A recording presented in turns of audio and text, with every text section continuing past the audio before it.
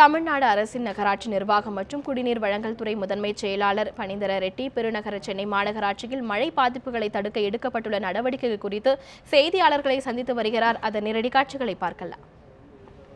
Rescue and relief ஆபரேஷன்ஸில் தான் NDRF அந்த மாதிரி சூழ்நிலை எழும்பொழுது அவர்களுடைய சேவைகளை நாம்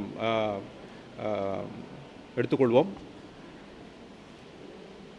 இப்போதுள்ள சூழ்நிலையில் அவர்கள் நமக்கு உதவி செய்ய வந்திருக்கிறார்கள். அவர்கள் தயார் நிலையில் இருக்கின்றார்கள். சூழ்நிலை எழும்பொழுது நிச்சயமாக அவருடைய சேவைகளை பயன்படுத்திக் கொள்வோம். பொதுமக்களுக்கு எந்த மாதிரியான அறிவுறுத்தல்கள் வழங்கப்பட்டிருக்கு சார்? இது பொதுமக்கள் எந்த மாதிரியான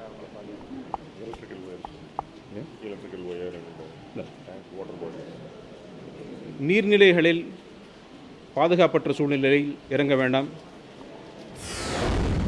தாழ்வு நிலையில் இருக்கின்ற மின்சார கம்பிகளை கேபிள்களை தொட வேண்டாம். ஜாக்கிரதையாக இருக்க வேண்டும்.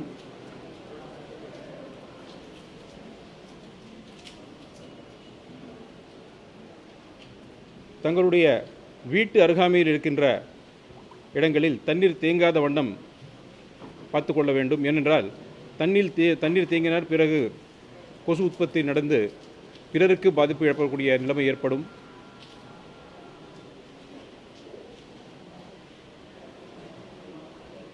ஏதாவது பிரச்சனை ஏற்பட்டால் தொடர்பு கொள்வதற்கு மாநகராட்சியுடைய தொலைபேசி எண்கள் வழங்கப்பட்டுள்ளன.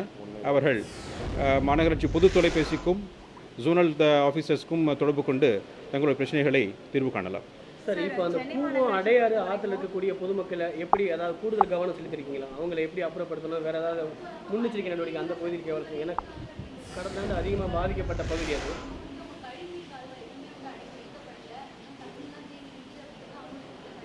இல்லை இப்போ இவர் கூவம் அடையார் கரையில் இருக்கின்ற மக்கள் பொறுத்த வரைக்கும் ஏற்கனவே கடந்த ஆண்டு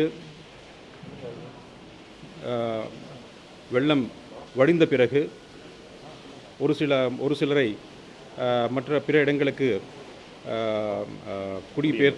குடியமர்த்திருக்கிறோம். அந்த நடவடிக்கை தொடரும். ஆனால் இந்த நேரத்தில் இல்லை. இந்த நேரத்தில்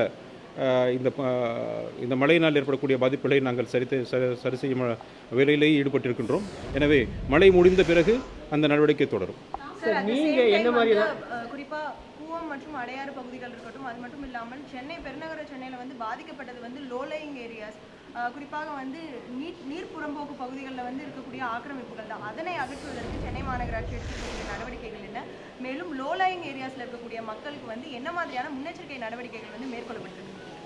ஏற்கனவே சொன்ன மாதிரி ரிலீஃப் சென்டர்ஸ் எல்லாமே 174 ரிலீஃப் சென்டர்ஸ் இருக்குது.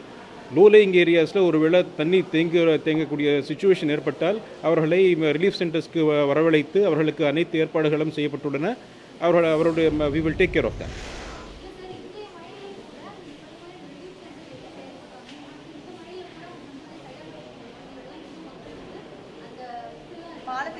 ரிலீஃப் சென்டர்ஸ் காலங்காலமாக சென்னை மாநகராட்சியில் எஃபிஷியண்ட்டாக ஒர்க் பண்ணிகிட்ருக்கு. நல்ல எக்ஸ்பீரியன்ஸ் ஸ்டாஃப் எல்லாம் இருக்காங்க. அது மக்களுக்கு நன்றாக தெரியும். அதனால் ரிலீஃப் சென்டரை பற்றி எந்த விதமான ஒரு டவுட்டு தேவையில்லை. மற்றவங்க கேட்கட்டும். எல்லாமே நீங்கள் கேட்டால் எப்படி? நீங்கள் 4 கேட்டிங்க இது வரைக்கும். I think you stopped counting. Especially சென்னையில் இருக்கக்கூடிய அந்த கால்வாய்கள் தூர்வாரப்பட்டதா, அது டீசல் பண்ணியாச்சா?